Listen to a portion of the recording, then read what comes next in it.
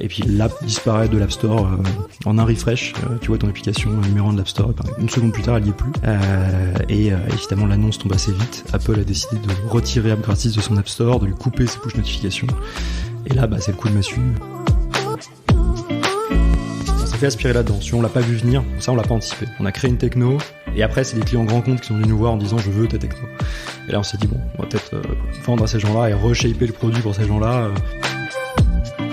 La première bonne décision organisationnelle qu'on a eue, c'est d'avoir absolument aucune organisation à la tech. Je suis Pierre L'Hôpitalier, cofondateur de Kaibi, société spécialisée dans le digital et le développement applicatif. Ces 15 dernières années, j'ai eu la chance de rencontrer de nombreux CTOs et talents du monde de l'IT qui le sont devenus. Aujourd'hui, je leur donne la parole et ils nous donnent leur vision.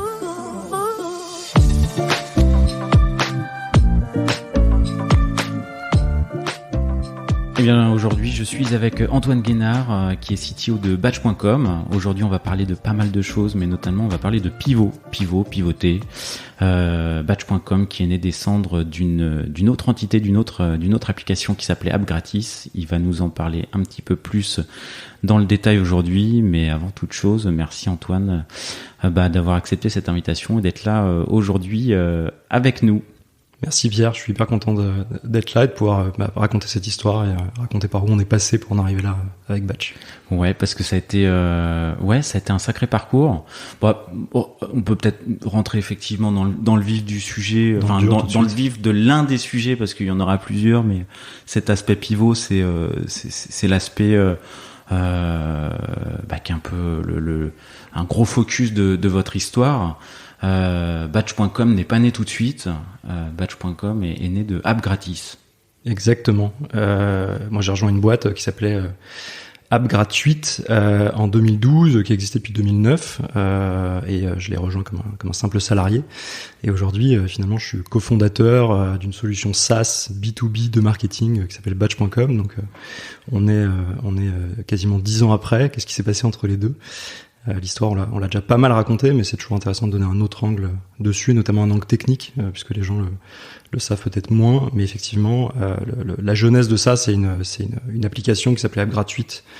Je fais souvent l'analogie en disant que c'était une sorte de groupon des applications. Donc tous les jours, on mettait en avant une application mobile à une époque où finalement il y avait un gros problème de découverte sur l'App Store.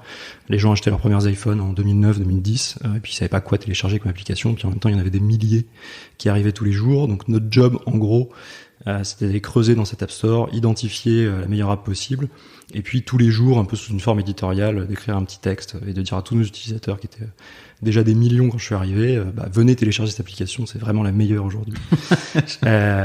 Autant dire que évidemment le business model était publié rédactionnel, puisque un certain nombre de cette application payait pour être mise en avant, même si elle devait passer les grandes règles éditoriales. Et quand je suis arrivé dans la boîte, j'avais vraiment un background technique. J'étais CTO dans la boîte précédente où j'étais.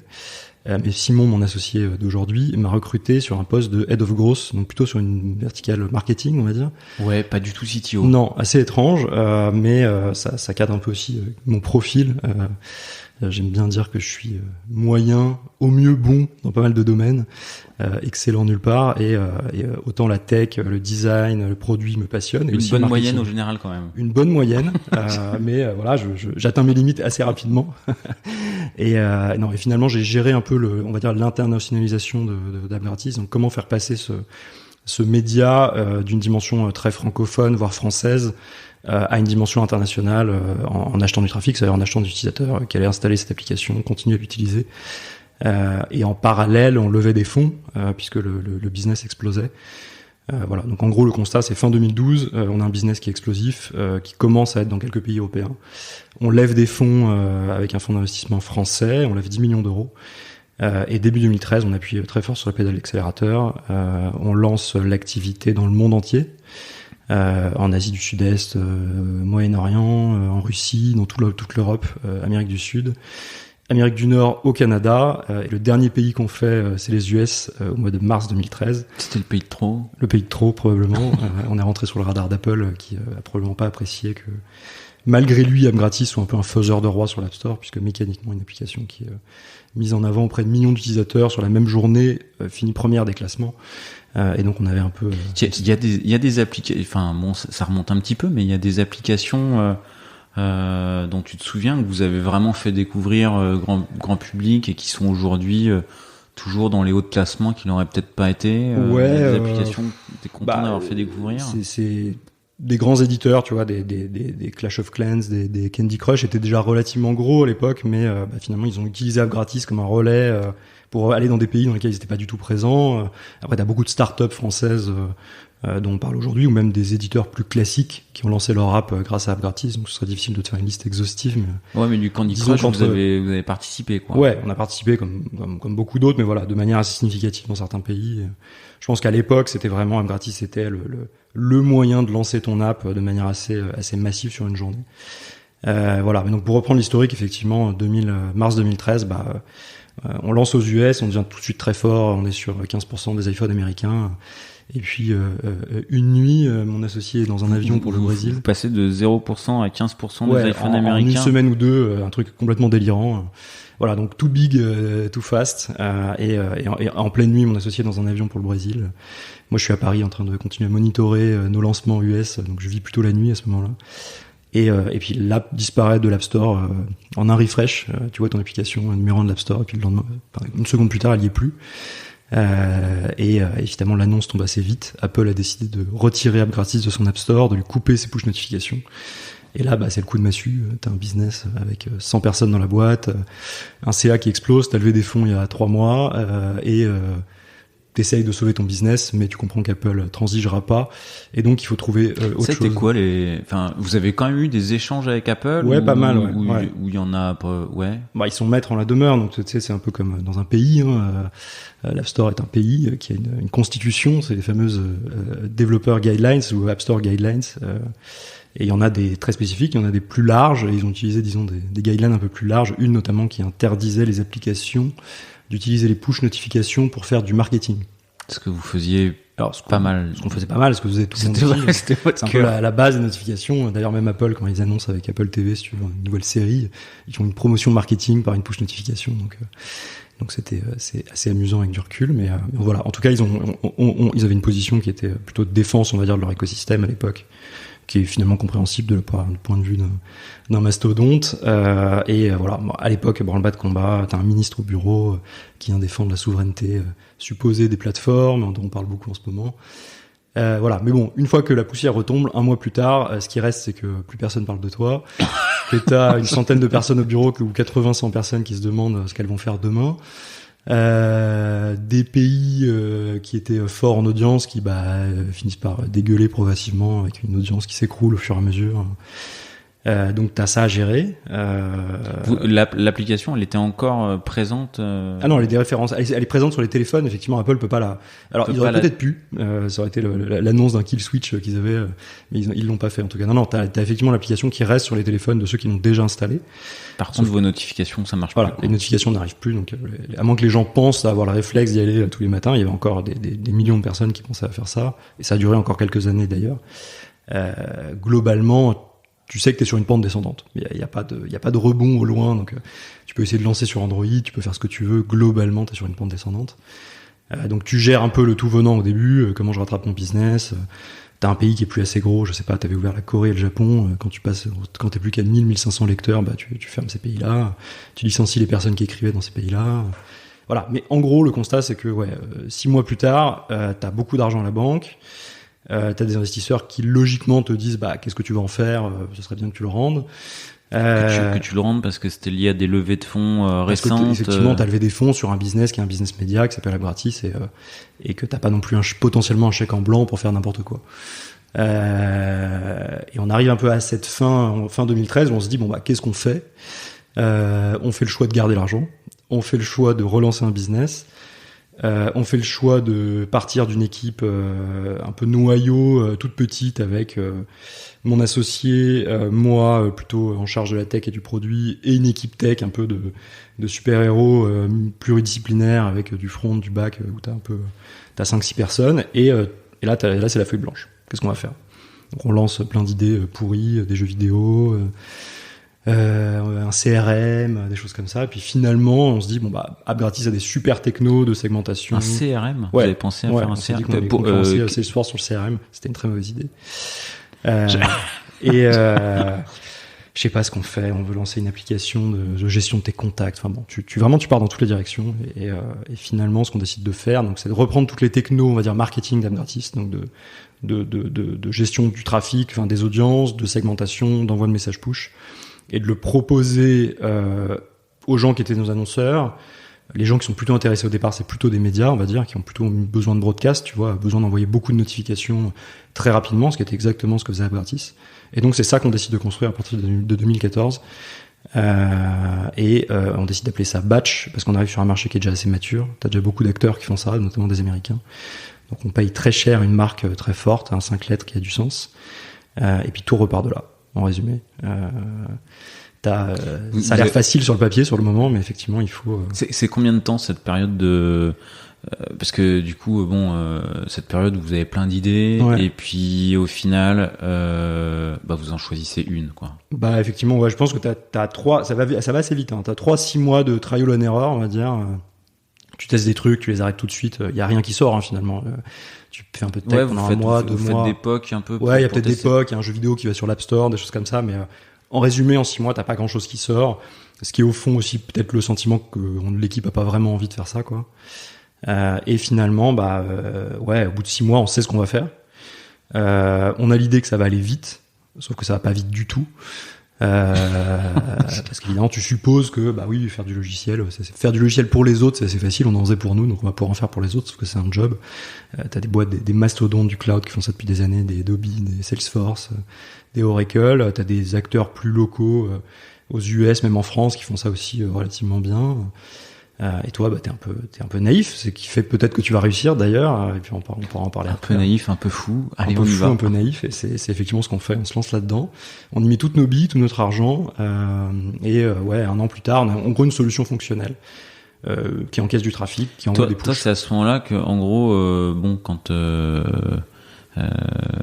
Apple vous déréférence, en gros, toi ton poste n'existe plus, hein, parce que tu n'as plus de trafic à aller chercher. J'ai plus de trafic à acheter, j'ai plus d'app, donc j'ai plus de trafic à acheter, donc là d'un coup tu reprends la casquette CTO de la... Ouais, c'est à ce moment-là que j'achète d'ailleurs mes parts, que je monte au capital, que je deviens co-founder de ce nouveau projet, et effectivement très vite je prends cette casquette naturelle qui veut pas dire grand chose, que t'as pas beaucoup d'équipes, mais en tout cas de CPTO, donc responsable du produit et de la tech.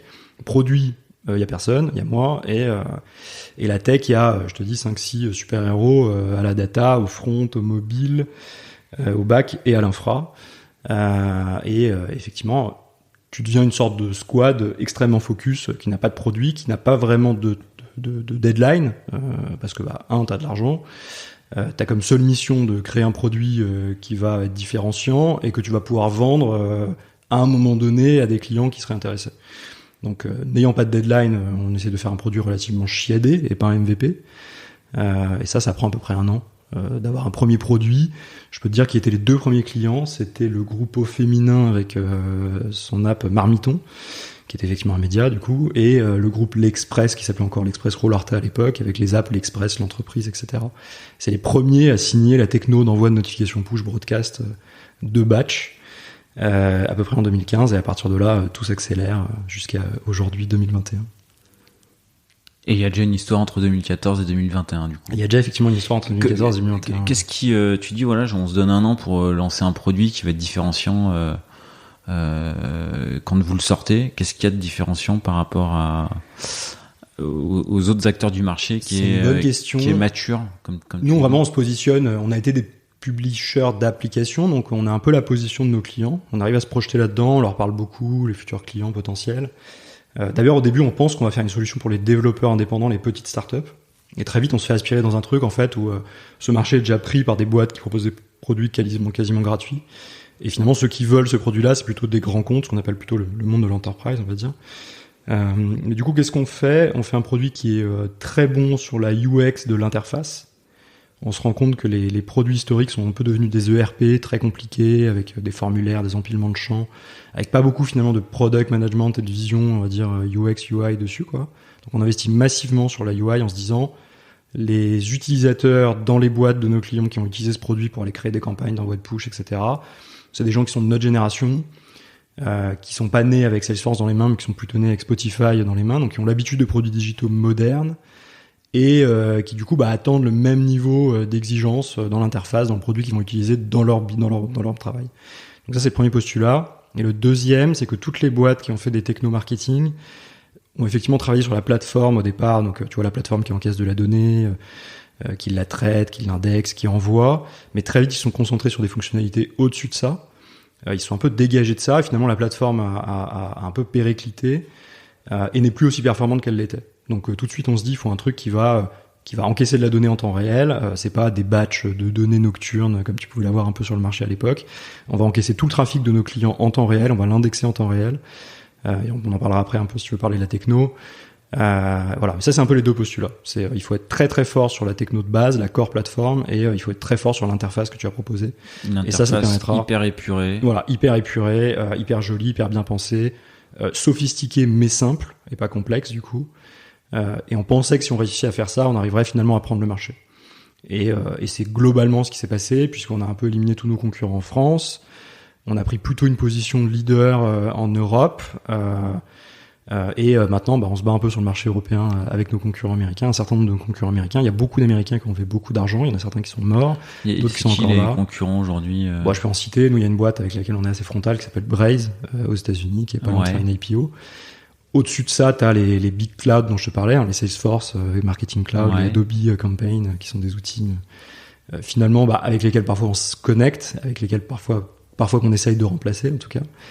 Et puis après, t'as une long tail de plein de petits acteurs qui ont levé entre 50 et 200 millions et qui se battent aux US. De quoi ? Et tout le monde se bagarre. Et tout le monde se bagarre. C'est la guerre, sauf que toi, t'es pas dans la même démarche. Parce que t'as pas levé pendant 6-7 ans, donc déjà c'est pas encore des VC qui contrôlent ta boîte, c'est encore des fondateurs qui ont encore à cœur de faire le meilleur produit et pas juste d'aller chercher la meilleure marge ou l'hypercroissance. Et ça a été assez différenciant parce que nous finalement on était relativement dans un marathon, pas trop stressé par le cash, et on avait en face de nous des gens qui avaient fait des grosses promesses à des VC. Et en gros, c'est IPO ou crève. Et bon, ceux qui vont vers l'IPO, ils sont encore là. Et les autres, ils crèvent. Donc là, on est un peu dans cette position-là, ce qui a fait qu'un petit acteur français, finalement, a réussi à sortir son épingle du jeu et à se faire une position, on va dire, en tout cas, de leader en Europe, si ce n'est pas au niveau mondial, en position peut-être de le devenir un jour dans le trio de tête. Donc c'est assez cool, mais c'est pas fini, c'est que le début. C'est que le début. Ouais. Peut-être juste avant de partir sur des éléments techniques, parce que là on a effleuré un peu les problématiques de volumétrie, de temps réel que vous pouviez adresser. Moi, j'avais une petite question. Est-ce que dans les idées que vous êtes faites entre AppGratis et Batch.com, est-ce que dans votre cahier des charges il y avait un what if Google does it ou what if les GAFA font la même chose? Phrase des VC, qu'est-ce que vous faites si Google vous remplace?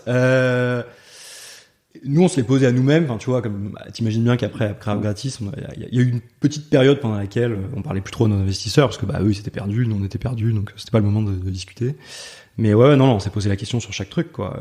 Ça faisait partie de la réflexion. Tiens, tu viens de te faire dégommer ton business par Apple, donc effectivement, tu te dis, mais si je fais ça, est-ce qu'il n'y a pas un environnement réglementaire qui va me faire du mal? Si je fais ça, est-ce qu'il n'y a pas un environnement propriétaire qui va me faire du mal? On est quand même à une époque où quel que soit le produit digital que tu sors, tu le fais dans le jardin de quelqu'un. Soit il a un accès en trafic que tu vas acheter chez Google et Facebook, soit il a un accès en SEO qui est contrôlé par Google, soit il a un accès sur un App Store qui est contrôlé par des GAFAM aussi. Donc effectivement, on s'est posé toutes ces questions-là, et je dois te dire que Batch est indirectement quand même une techno qui se met dans les applications de nos clients, mais nous, on n'a plus vraiment d'applications à les mettre sur les stores. Disons que c'est nos clients qui portent aujourd'hui ce truc-là. Mais effectivement, on continue à travailler avec les API d'Apple et de Google. D'ailleurs, on a de bien meilleures relations avec eux aujourd'hui.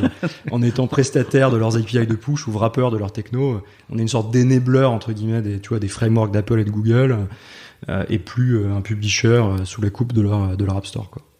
Ok. Bon, ça faisait partie des réflexions du cahier des charges. Ça devient un drive absolu en toute chose et dans tout ce que tu fais.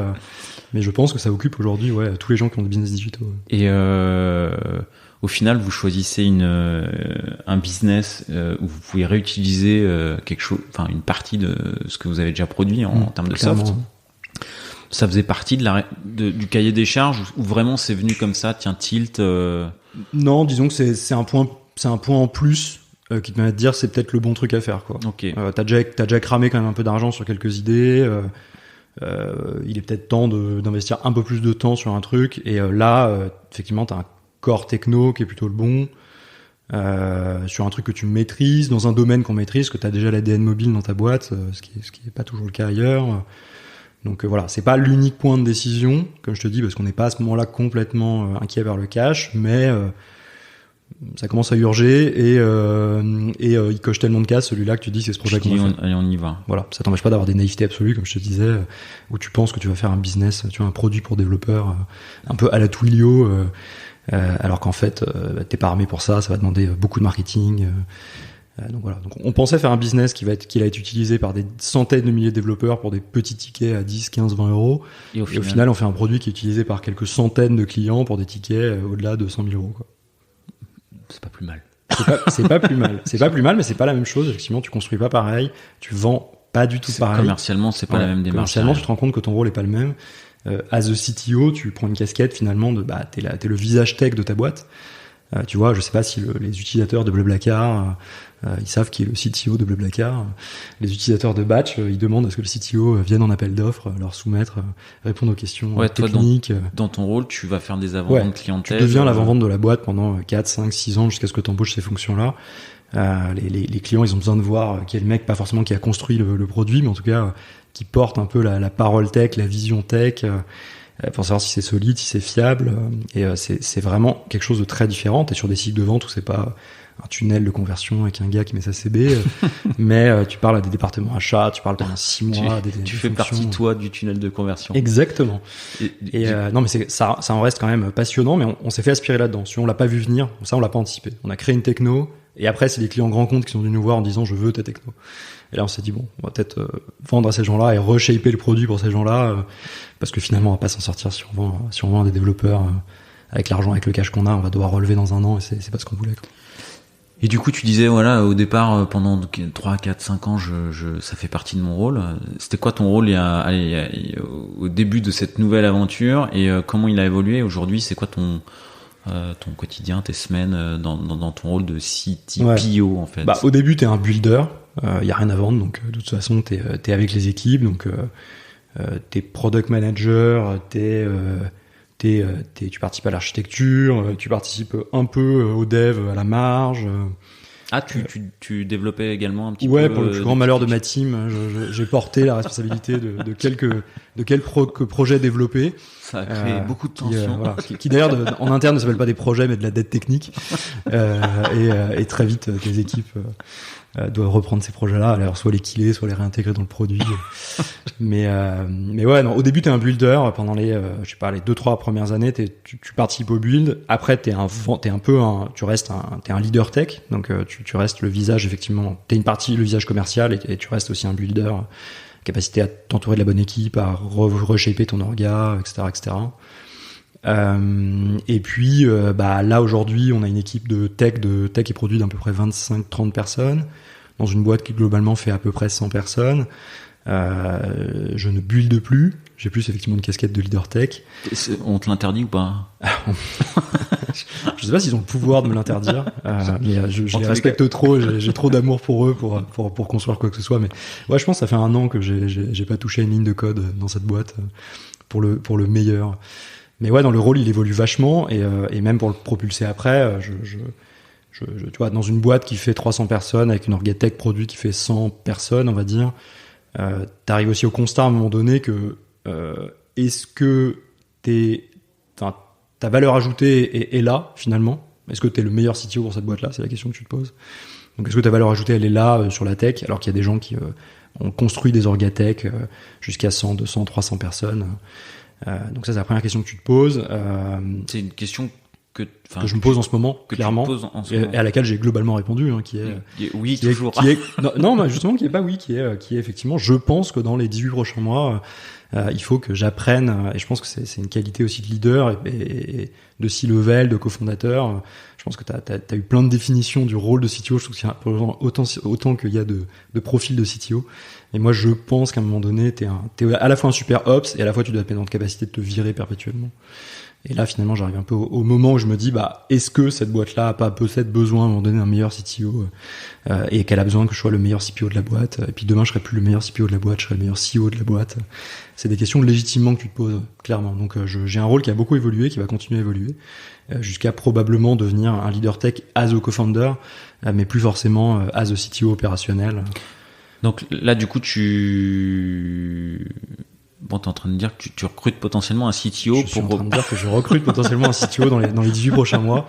Un CTO très fort qui a déjà construit des orgatech, de 200 personnes. Mais ouais, je pense que c'est un des trucs clés. Alors c'est peut-être une particularité d'un co-founder qui peut s'auto-virer. Peut-être qu'un CTO ferait pas ça dans une orga, d'imaginer qui va le remplacer. Mais il y a moins de stress derrière. Ouais, il y a moins de stress. Moi, je sais que je me retrouverai toujours quelque chose après, tu vois.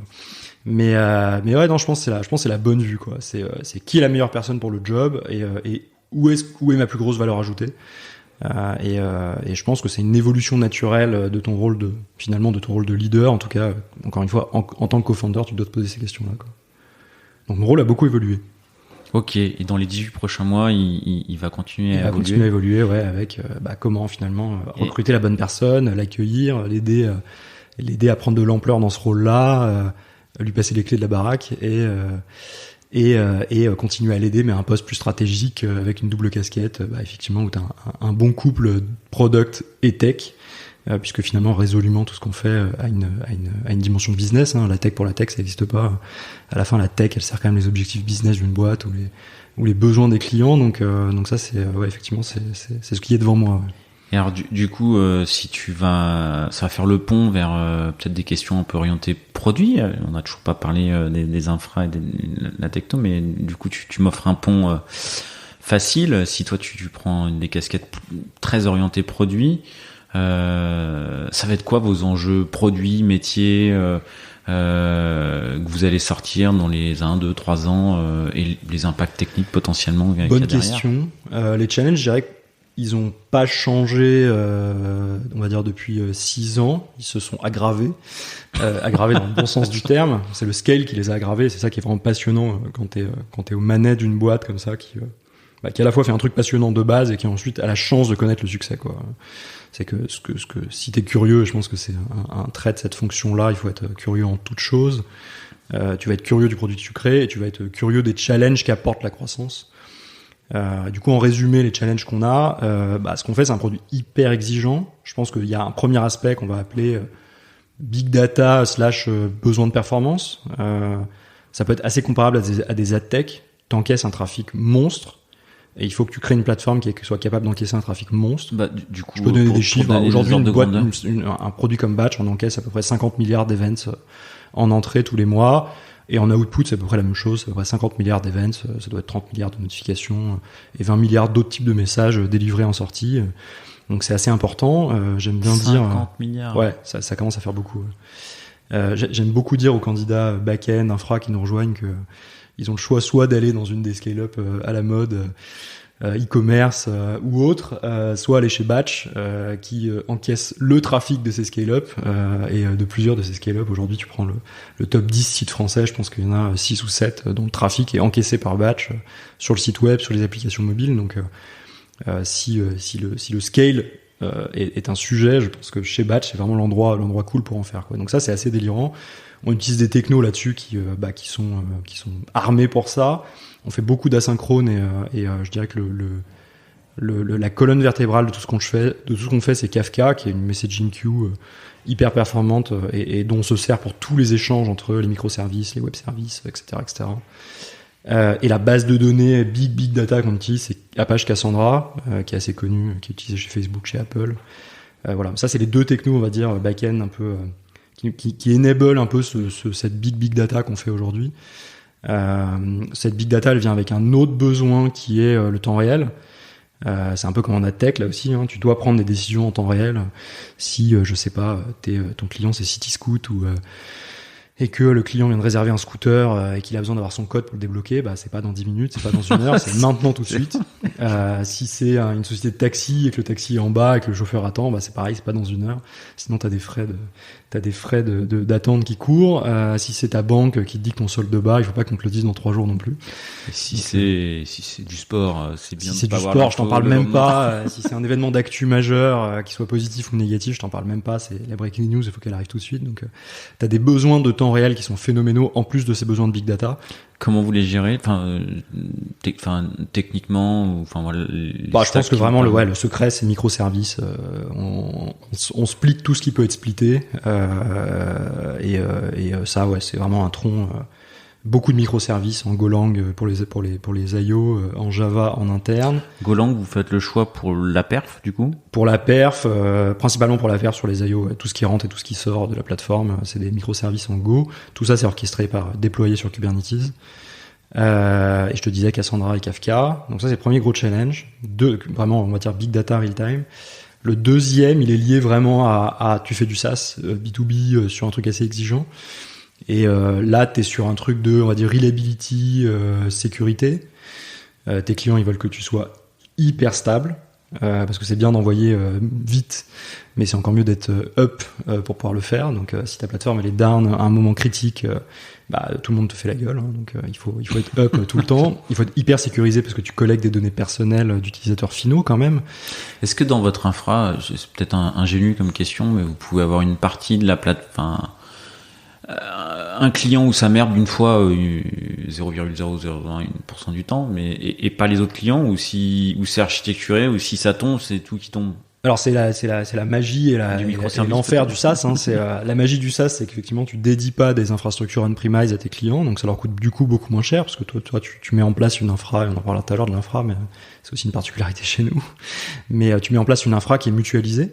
Même si tu mets les données en silo dans les bases, etc., tu mutualises l'infra, il utilise la techno, donc le client il est pas obligé d'aller réserver 40 serveurs chez lui dans son data center pour hoster ta techno. Le désavantage c'est que du coup quand t'es down pour tout le monde, quoi. Alors effectivement ça peut être sur une feature, un service particulier, mais tout le monde entre guillemets encaisse le downtime en même temps. Donc c'est pas un choix, quoi. Il faut être up. Nous on vend au moins du 3 nines à nos clients. En réel on est plutôt sur 4 nines, plutôt 99. Mais voilà, ça c'est un truc, les clients sont intransigeants là-dessus. L'uptime et la stabilité. Stabilité, c'est une extension de l'uptime. Hein. L'uptime, c'est plutôt les services web, on va dire. Le dashboard doit être up, les web services doivent être up, les push doivent partir et pas être éteints. Et stabilité aussi, parce qu'on met du code dans les applications et les sites web de nos clients. On a un tag JS qui va sur les sites web des clients, donc ça encore, si tu fais une connerie, tu peux le changer rapidement. Le SDK, c'est une librairie de code client que tu donnes à tes clients. C'est du code batch que le client va mettre dans son application mobile. Il va le packager, il va envoyer ça à Apple et Google, et ça va partir sur les App Store, et après ça va sur les téléphones des utilisateurs finaux. Si tu fais une seule connerie là-dessus, c'est l'app de ton client qui crache pendant une journée, 2 journées, 3 journées, voire pire que ça. Il y a eu dans l'histoire, j'ai souvenir il y a 2-3 ans, un prestataire de SDK qui n'est pas batch, qui a fait cracher pendant une matinée entière Air France, vente privée, oui SNCF.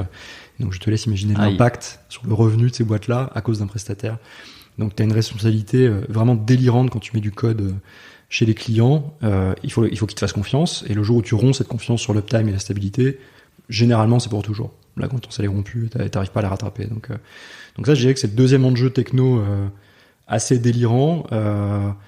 Et ça fait que t'as une réunion en gros de challenge, on va dire B2C et B2B au sein d'un même produit, qui fait que ce qu'on fait est compliqué.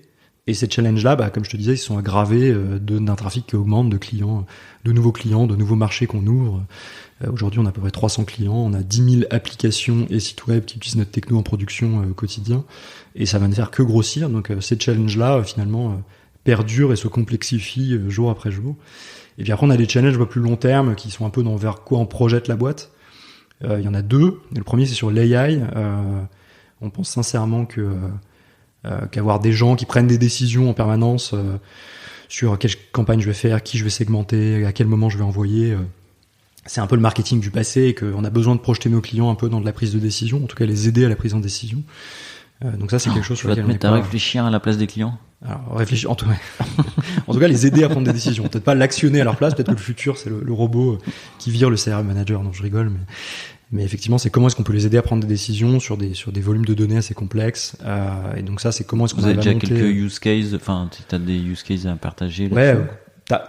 je sais pas, toi, tu reçois des notifications push sur ton téléphone. Il y a des heures à laquelle tu les ouvres plus que d'autres.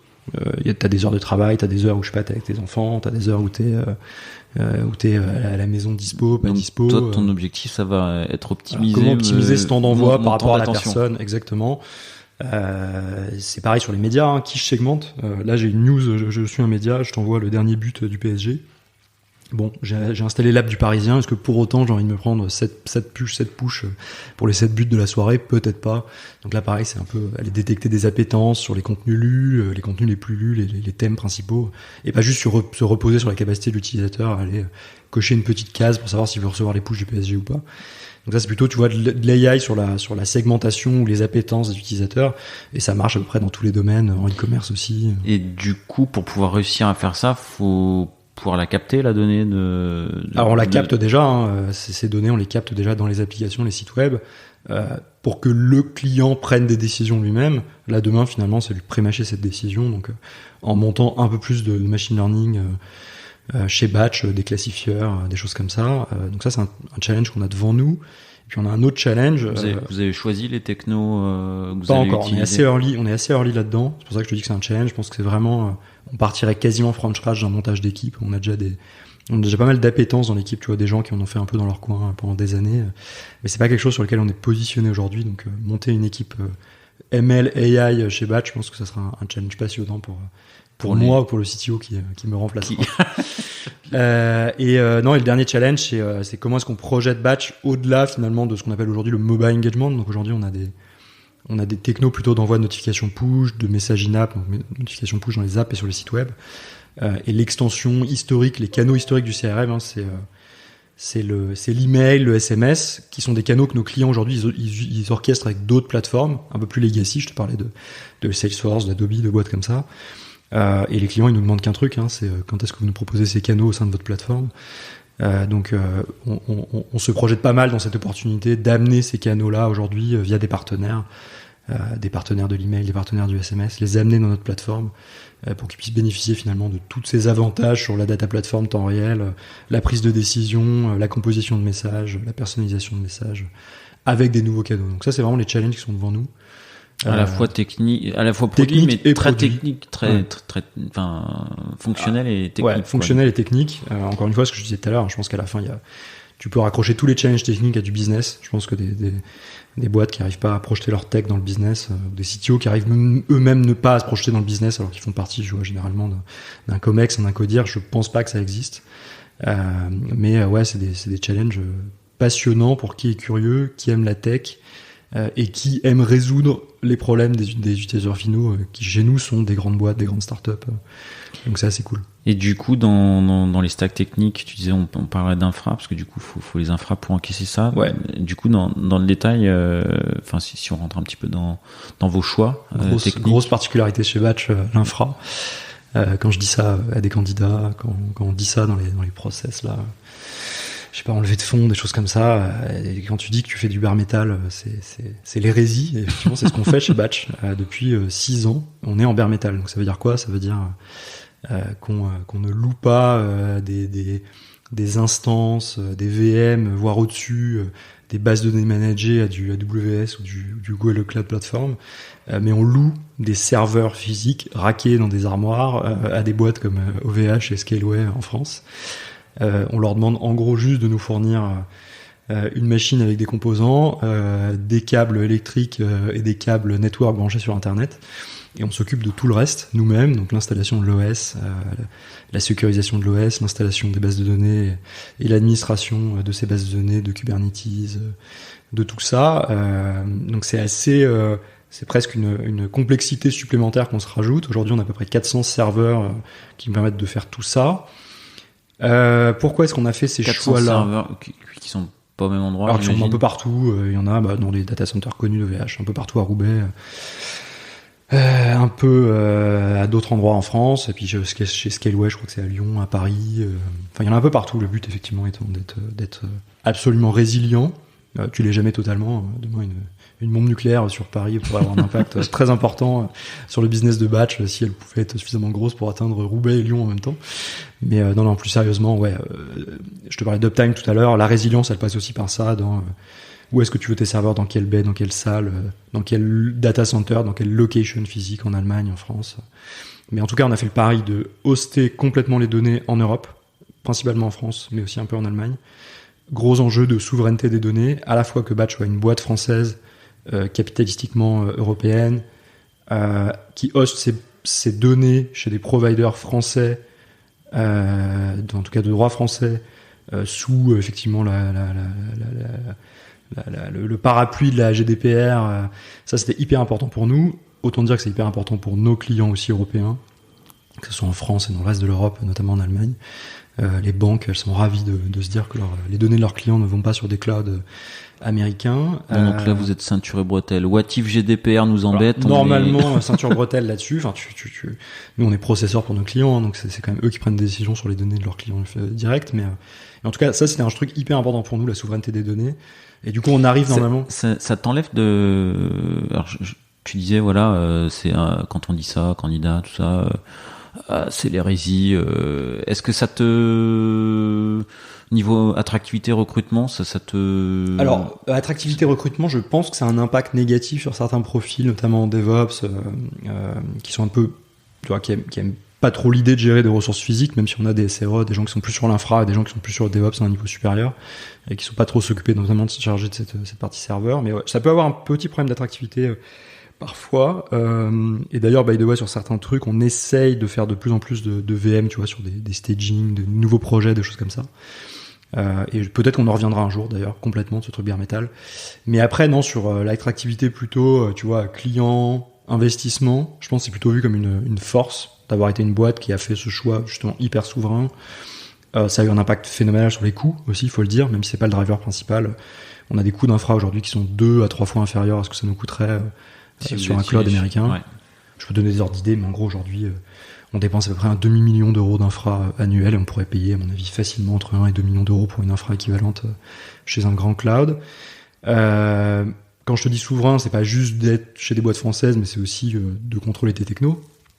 On n'utilise pas des bases de données propriétaires d'AWS qui font que le jour où tu veux migrer chez GCP, il faut repenser tout ton produit. On utilise Cassandra, on utilise Kafka, on les manage nous-mêmes, donc on sait les mettre sur un provider ou un autre de manière complètement agnostique.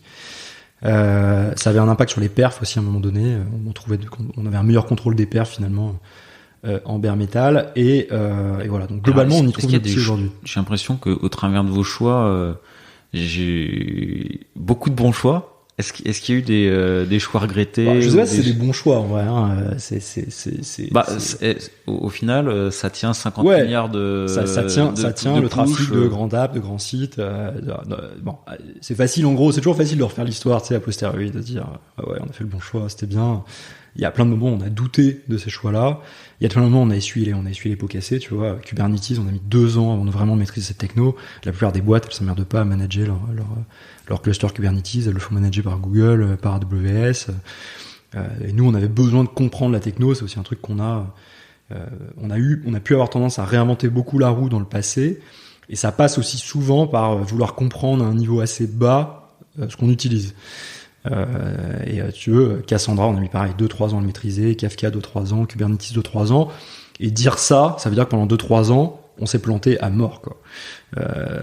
Donc il y a un ticket d'entrée de monter en compétence sur les technos qui est assez élevé, et maintenant on a plus tendance à aller l'acheter ailleurs. On va voir des boîtes à l'externe, on va voir des gens qui sont très forts là-dessus, on leur demande de nous parler, on achète cette presta, plutôt en consulting parce qu'on n'a pas trop le droit de faire bosser des boîtes sur la prod, mais non, ça a été, tu vois, Kubernetes, je sais pas, on le met en prod, je crois que 2 mois plus tard, on se rend compte que alors on le met en prod sur une toute petite partie du produit, c'était il y a 5 ans, et on se rend compte que le panel Kubernetes est ouvert sur Internet à l'occasion d'un de nos nombreux audits de sécurité. À un moment donné, on fait tomber toute la prod sur un changement de config. Enfin, tu vois, c'est que des trucs comme ça. Donc, effectivement, c'est facile après se dire qu'on a fait des bons choix, mais ça souvent parce qu'on a beaucoup essuyé les plâtres au passage. Ce qui fait qu'on est hyper maintenant pragmatique quand on veut ajouter de nouvelles techno. Vous avez fait tomber de la prop sur un changement de config Kubernetes? Un petit changement de config Kubernetes peu éclairé. Alors là, ton 0,001, il est pas. Alors, ça dépend combien de temps tu fais tomber ta prod, mais effectivement, là, ce mois-là, tu fais 99,8, 99,7. Ouais, non, des histoires comme ça, on en a pas mal, mais aujourd'hui, on est beaucoup plus pragmatique face à l'innovation. Tu sais, la nouvelle techno un peu shiny que tout le monde veut utiliser, qui a l'air facile à utiliser sur le papier, elle est pas facile à utiliser dans ces contextes de scale, avec ce nombre de serveurs. Donc voilà, on ferait peut-être pas les mêmes erreurs si on recommençait batch, peut-être on partirait en cloud pour simplifier la vie. Aujourd'hui, en tout cas, c'est un choix qui s'est plutôt défendu, qui a plein de vertus, et en même temps, on serait trop bête de pas le remettre régulièrement sur le tapis, de se redire. Aujourd'hui, je pense que tous les gens se reposent la question. Ouais.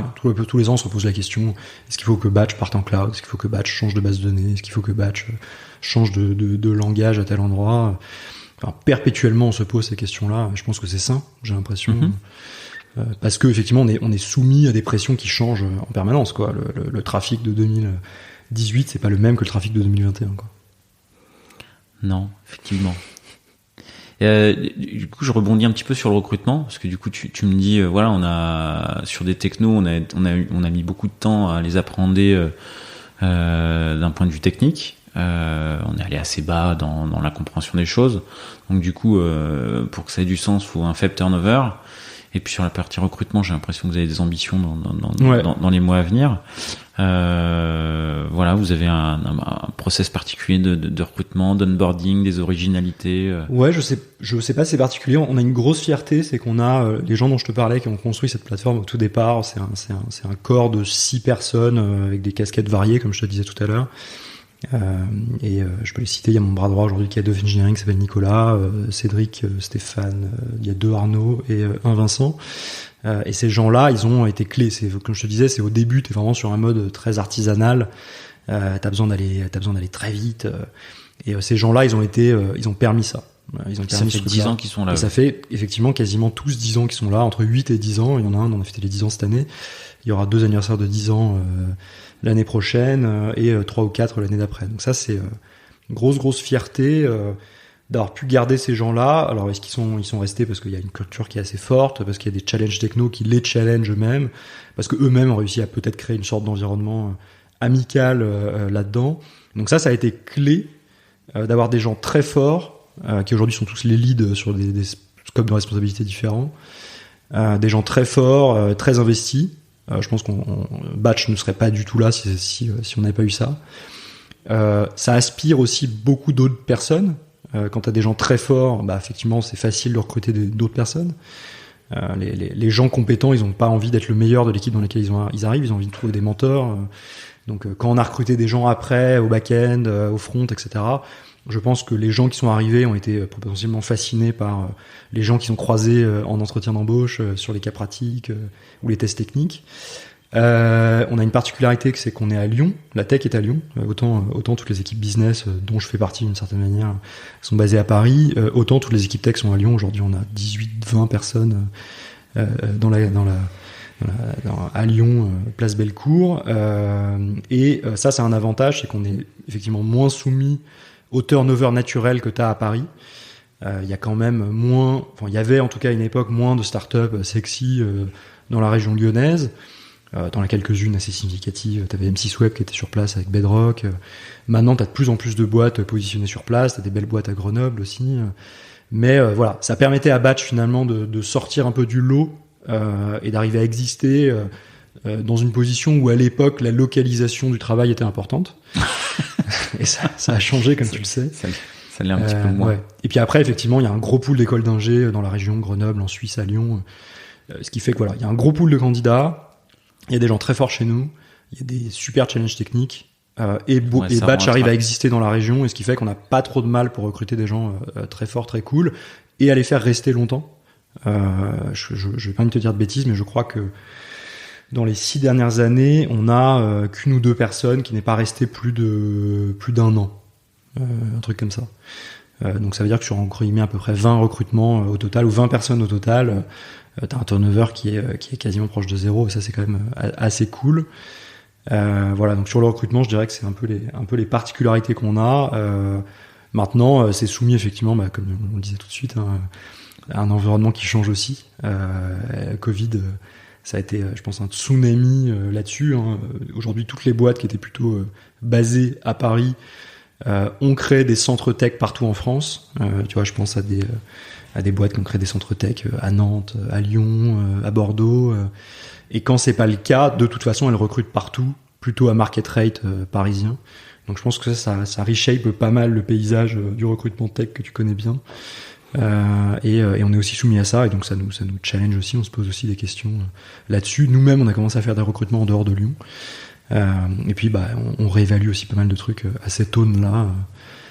Avec flexibilité home office. Flexibilité home office, chez nous aujourd'hui, je vais pas interdire de bêtises, mais là, le mode par défaut c'est 2 jours au bureau, 3 jours en télétravail. Et on a un mode qu'on appelle remote first, où les gens doivent passer sur 4 semaines, 5 jours au bureau. Donc on a des gens en République tchèque ou qui sont allés s'installer à la campagne, en Ardèche. Je parle de Lyon notamment, ou même des Parisiens qui sont partis s'installer à Bordeaux, à Marseille. Tout ce qu'on leur demande, c'est de faire une semaine toutes les 4 semaines, ou de venir une journée par semaine, une journée et demie par semaine au bureau. Tout frais payé par batch, pour pas que ça devienne un sujet de tension sur l'argent. Donc on a été assez souple là-dessus assez vite. J'ai entendu des histoires de boîtes qui ont mis du temps à se positionner et qui ont perdu beaucoup de talent technique notamment parce qu'elles se positionnaient pas, qui ont pris des décisions là qu'en septembre 2021, alors que les gens attendaient des réponses dès septembre 2020. Donc je crois que nous on a essayé d'être hyper réactifs là-dessus parce que c'est ce que demandent les salariés, et que globalement toutes les boîtes se sont rendues compte que, toutes les boîtes bien organisées, je précise, se sont rendues compte que ça avait absolument aucun impact sur la productivité ou la vélocité des équipes tech, quoi. Et du coup, merci pour le pont. Parce que du coup, pour le pivot app gratis batch.com, on a parlé du pivot sur l'idée, sur les choix techno, mais on n'a pas forcément parlé bon, c'est des challenges organisationnels derrière. Est-ce qu'il y a des étapes, des facteurs clés de succès au niveau pivot? Ouais. Je dirais qu'il y a un truc qui a été clé. Ce que je te disais, c'est cette équipe, mais c'est pas que cette équipe de départ. C'est le fait de s'être mis aucun carcan, on va dire, organisationnel à l'époque, ou de process. Au tout départ, comme je te disais, on avait de l'argent, et la target c'était pas de faire un MVP, mais de faire un produit très abouti, ou un premier produit très très abouti. Donc ça va complètement à l'encontre de ce que la stratégie de product management voudrait amener. Et donc avoir la bonne équipe au départ, c'est bien, mais si on leur avait mis un cadre trop strict, finalement, on n'aurait abouti de rien du tout.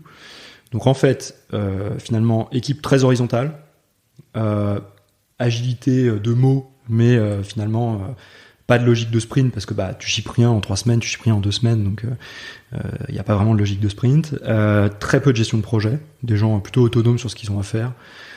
Tu vois, c'est un peu un cycle. C'est une équipe best effort avec que des gens hyper. Alors c'est une équipe max effort sur. Mais ouais, c'est en gros voilà, il y a pas de deadline. Donc on sait ce qu'on veut comme output en gros, et on va prendre le temps qu'il faut pour le faire. Donc on va pas vous mettre de limite de. Il y avait même pas d'outil de gestion de projet. Il y en avait un qui était sur Trello, qui utilisait le board de GitLab. On avait vraiment un peu de tout. Donc pas de gestion de projet, quasiment pas de gestion de projet, personne qui own ce sujet-là. Si tu veux, c'est ok, le scope de ce qu'on va faire c'est ça, tout le monde le challenge, ok on fait un peu de R&D, non c'est pas la bonne techno, on va faire autre chose. Donc capable de passer des mois sur des trucs que tu jettes à la poubelle, voilà. Mais ce truc-là, finalement, je pense pas qu'on aurait réussi finalement à pivoter si on avait mis un carcan dès le départ, avec, tu vois, des sprints, beaucoup d'agilité, une utilisation de projet, des cérémoniaux qui seraient plutôt intervenus comme des freins plutôt que des accélérateurs, en résumé.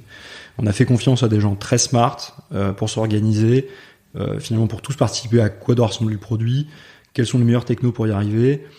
Si on avait pensé MVP, on n'aurait pas pensé scale tout de suite. On aurait dit le premier produit il peut pas trop scaler, et finalement quand le scale serait arrivé, on aurait dû repartir pendant 1 an à construire ce scale. Là, le premier produit il était hyper mature sur le scale, et ça a fait que très vite on a pu scaler vite sur le business, aller encaisser le trafic de plein de médias. Voilà. Donc ça, je dirais que c'est la première bonne décision organisationnelle qu'on a eue, c'est d'avoir absolument aucune organisation à la tech. Et puis ça commence à péter à un moment donné. On mettra cette phrase en petit teasing. Et puis finalement ça commence à péter naturellement au bout d'un moment. J'ai envie de te dire, heureusement, ça prouve que tous les gens qui ont écrit sur ces sujets-là, d'organisation de team tech, de gestion de projet, d'agilité, sont pas fous. C'est qu'à un moment donné, naturellement, les problèmes ils arrivent. Et quand ils arrivent, c'est le bon moment pour changer ton orga. Et nous, comment ils sont arrivés ? Ils sont arrivés à un moment donné, on a dû commencer à faire des choix entre la reliability dont je te parlais tout à l'heure, performance, uptime, et l'innovation. Et comme on voulait pas avoir une plateforme qui périclitait pour les clients, on a décidé de mettre plutôt le frein sur l'innovation à l'époque. Et on était plus capable, je sais plus à quel moment c'est intervenu, je dirais 2018, on était plus capable pendant à peu près 6 mois, 1 an de shipper l'innovation. On n'arrivait pas à définir des scopes faisables, on n'avait pas à s'entendre en tout cas sur le scope de ce qu'on faisait, on n'avait pas à dédier suffisamment de ressources dessus, les mecs étaient toujours rattrapés en arrière par d'autres sujets très tech. Et quand on est arrivé à ce moment-là, c'est le moment où on s'est dit il faut qu'on arrête. L'orga qu'on avait avant ne fonctionne plus, notamment parce qu'on est construit par expertise, comme on avait au départ un front, un mobile, comme je te disais, un back-end, etc.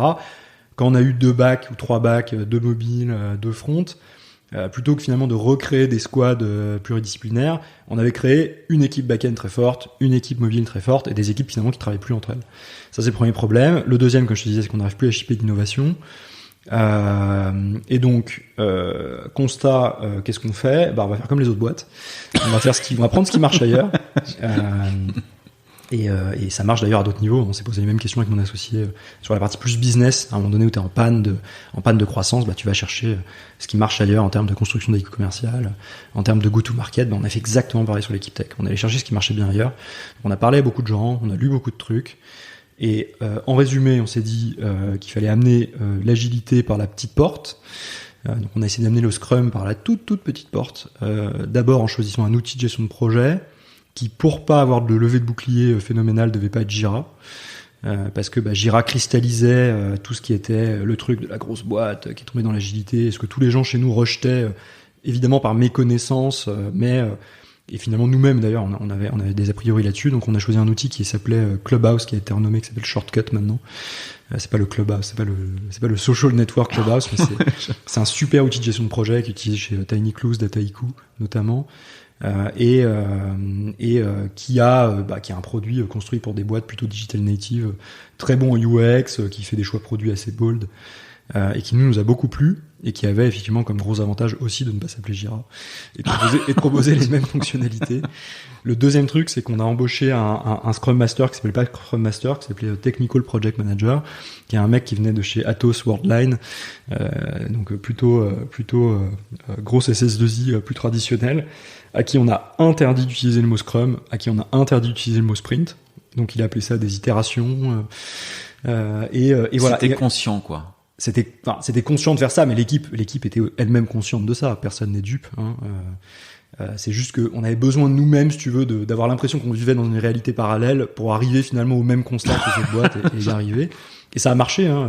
L'inconscient est très fort. Ça a été clé d'arriver à se remettre en question là-dessus, de comprendre que tu pouvais pas builder et manager, sinon t'arrivais pas finalement à prendre du recul sur les opérations, sur le delivery, sur les process. Si t'étais aspiré par si tu portes par exemple le code d'un projet, soit tu vas ralentir les autres équipes, parce qu'à un moment donné, toi t'as d'autres tâches, tu dois recruter des gens et pendant que tu recrutes, t'es pas en train de coder. Soit tu fais des projets à la marge, ce que j'ai pu faire moi-même d'ailleurs, et ce que Nicolas, notre head engineering, faisait aussi. Et ces projets à la marge deviennent la dette de demain parce que t'es le seul à les honner, tu les as fait dans ton coin. Donc ça faut réaliser très rapidement que si t'es dans une position managériale ou de coach, tu dois arrêter de coder. Et effectivement que tu dois amener progressivement des méthodologies qui marchent ailleurs pour réorganiser ton équipe. Et le troisième truc, ça a été de créer une équipe product qui n'existait pas. J'étais le seul finalement product manager, et ça marche parce que tu es en frontal avec les clients, tu sais de quoi ils ont besoin, tu comprends leurs besoins, tu sais le restituer finalement en scope produit à construire. Mais ça marche plus quand tu es moins au contact des clients parce que ton équipe commerciale a grossi, ton équipe support a grossi. et que ta capacité de mec de plus de 30 ans à digérer l'information, à te souvenir de tout, c'est aussi sévèrement atténué. On mettra cette phrase également. Et que tu as besoin finalement d'avoir des outils qui collectent, qui centralisent le feedback client, qui permettent de prendre des bonnes décisions produits, de faire de la discovery, de détecter les problèmes, d'y apporter des solutions, de prioriser une roadmap, d'y apporter des solutions de scope réduit. Donc pareil, le dernier point, ça a été à cette époque de créer une orga produit qui reposait pas juste sur l'équipe, sur les épaules d'un cofondateur et de son équipe technique. Donc voilà, ça a été les grandes décisions organisationnelles qui nous ont fait rentrer dans le rang, on va dire, à un moment donné où la boîte en avait besoin, et ça nous a fait passer le step de croissance suivant. Je dirais que la boîte à l'époque, elle était autour de 30 personnes, aujourd'hui elle est à plutôt 80-100. Et là, on est exactement dans la nouvelle étape où on doit encore évaluer notre orga. Tu vois, ça passe, comme je te disais, pour faire le prochain step. Et voilà, c'est de la culture de changement classique, mais c'est facile de le dire, et personne ne veut changer. C'est cette grande phrase.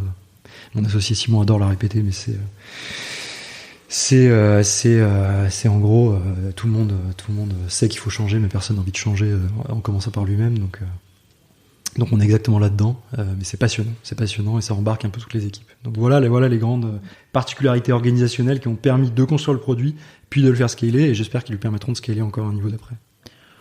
Ok, bon bah du coup là je crois qu'on a bien fait le tour sur les aspects pivots, les facteurs clés de succès, les bons à tout niveau. Je vais me permettre 2-3 petites questions, peut-être un petit peu plus légères ou décalées, qui sortiront de ce contexte. Voilà, j'imagine que chez Batch, chez AppGratis, ou peut-être même avant, quand tu étais CTO de Play TV, il y a peut-être 2-3 petites anecdotes rigolotes ou chez Batch, tu pourrais nous partager? Ouais, c'est marrant que tu parles de Play TV parce que c'est vraiment c'est l'expérience de l'apprentissage pour moi. J'étais jeune, j'avais une bonne vingtaine d'années dans une start-up microscopique qui avait des ambitions délirantes, puisque je peux rappeler, Play TV c'était une sorte de concurrent avant Molotov, mais qui faisait de la diffusion de télé en ligne. Et c'était là, c'est ce que je disais tout à l'heure, hein, c'est pour faire un truc, faut être quand même complètement inconscient, sinon finalement tu le fais pas parce que tu te mets des freins. Et l'anecdote que j'ai sur Play TV, c'est qu'à l'époque, en gros, les 3 gros challenges, c'était tu vas devoir comprendre la vidéo parce qu'il va falloir comprendre ce que c'est que l'encodage. Tu vas devoir streamer de la vidéo. Et enfin, en bout de chaîne, qui dit streaming dit problématique de bandwidth, donc de bande passante. Donc le premier problème, c'est encoder la vidéo, c'est en fait d'où vient le signal de la télé. Il vient de la TNT. Et comment tu fais passer le signal de l'antenne TNT de ta maison à l'ordinateur des gens. Et donc ça passe par installer des antennes TNT sur le toit des data centers. Ce qui évidemment aucun data center n'a envie de faire, parce que les mecs te disent oui, mais nous on est résistant, on est des bunkers pas possible, on est résistant aux intempéries, aux tremblements de terre. Et toi tu leur dis je vais mettre des antennes sur ton toit et je vais à la perceuse faire un trou pour faire descendre un câble de mon antenne jusqu'à ma baie. Donc autant dire qu'il y a seulement 1 ou 2 data centers dans toute la région parisienne qui t'autorisent à faire ça. Le deuxième, c'est que t'encodes le signal, tu le stream, et puis ensuite où est-ce que tu vas trouver la bande passante pour le faire? Donc, au début, à l'époque, on prend des serveurs dédiés chez OVH et Online Scaleway qui s'appelait Online à l'époque. Et on en prend 1, 2, 3 et on diffuse avec ça. Et en fait, très vite, on se rend compte que sur un compte OVH ou un compte Scaleway self-service que tu as pris avec ta CB, il y a une limite de 100 mégabits par seconde. T'as beau prendre 10 serveurs, il y aura 100 mégabits par seconde, tu pourras pas aller au-delà sur Internet. Donc, qu'est-ce qu'on fait à ce moment-là? Un peu en mode pirate, on prend les CB des grands-mères, des parents, des potes, et on ouvre autant de comptes qu'on peut sur ces plateformes-là pour aller exploser la bande passante. Donc on prend 1, 2 serveurs sur chaque compte, et à la fin on arrive comme ça à accumuler, je sais pas, peut-être 2 gigas de bande passante en cumulé, jusqu'à ce qu'on se fasse repérer par OVH et Online, qui comprend que le trafic est quand même relativement symétrique entre ces comptes. Et là finalement on décide d'aller signer des vrais deals avec eux, d'achat de bande passante, en gros sur un seul compte légitime. Et donc là on se met à acheter des dizaines de gigabits par seconde chez ces gens-là.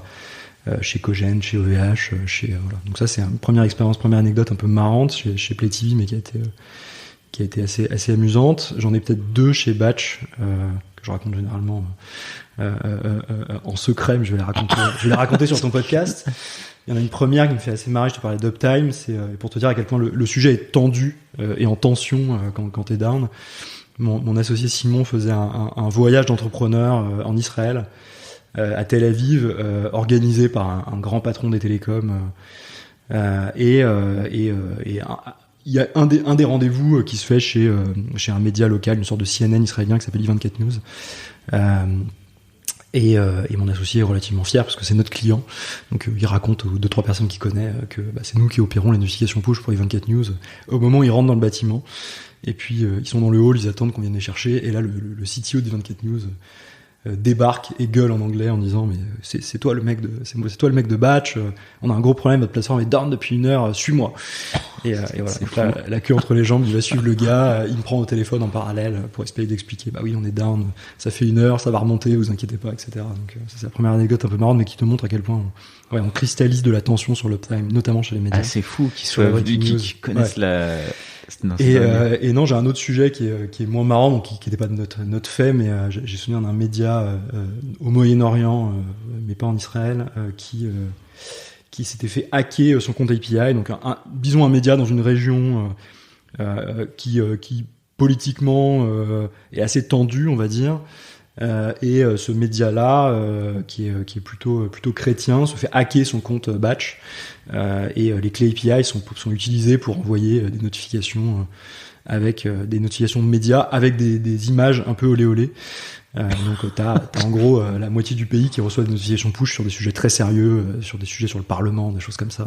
Et qui la reçoit avec une image clairement érotique, si ce n'est pas pire. Voilà, donc évidemment quand on apprend ça, on change les clés API, on coupe le compte, on fait une investigation avec eux.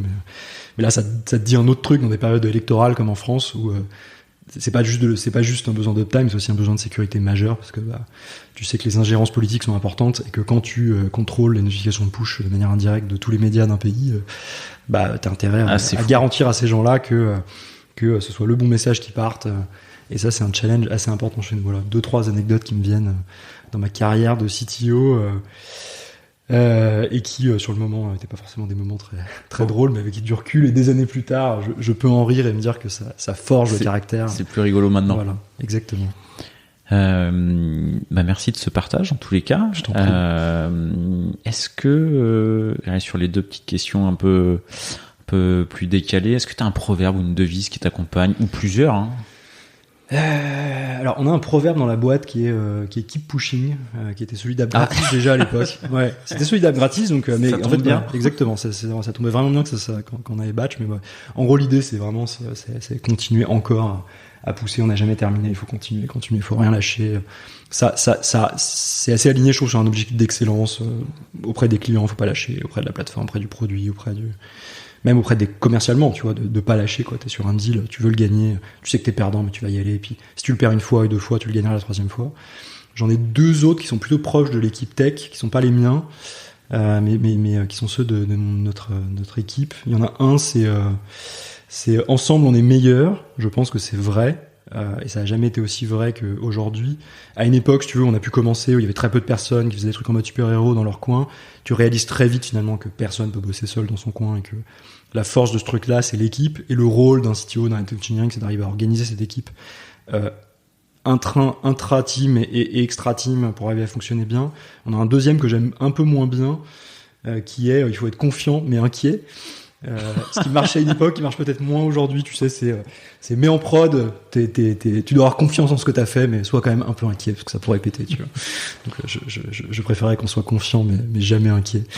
Mais ouais, c'est un peu des motos dans la team et qui vivent et qui j'espère resteront pour certains en tout cas. Ok. Et est-ce que tu as un surnom? Non, j'ai pas de surnom, je ne crois pas. Peut-être que mon équipe m'en donne un.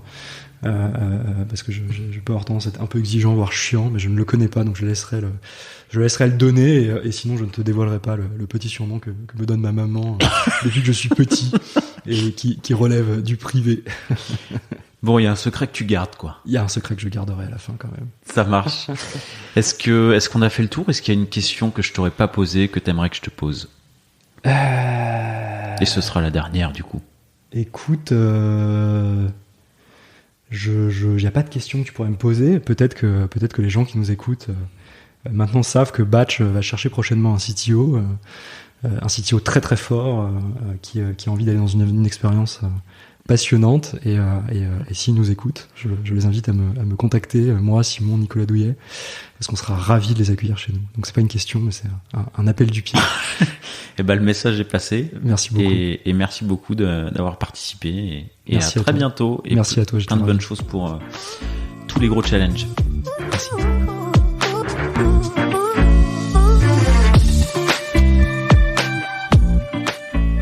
L'épisode est terminé, j'espère qu'il vous a plu, et si c'est le cas, c'est le moment de prendre 2 ou 3 secondes de plus pour 2 ou 3 clics. Un petit clic pour un pouce bleu, ou un petit clic pour un partage aux copains, ou un petit clic pour vous abonner et ne pas rater le prochain épisode. À très bientôt.